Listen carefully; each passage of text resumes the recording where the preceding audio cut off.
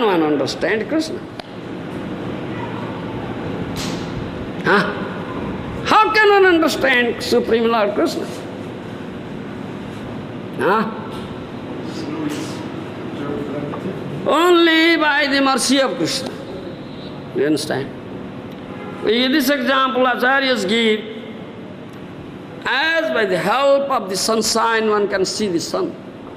Isn't it? Only by the help of sunshine one can see the sun. Can you see the sun without the help of sunshine? Huh? Can you? Can anybody show? Can a very powerful scientist show? Can he manufacture such machine, instrument, very powerful telescope like that? Can he show sun at night? The scientist? He can't show. He has to wait. He has to wait till sun rises.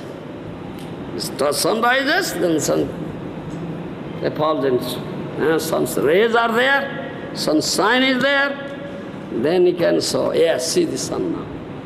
It's by the help of sunshine only one can see the sun. Similarly, only by the mercy of the Lord one can see the Lord or understand Lord. Nobody can understand Lord, see Lord without the mercy.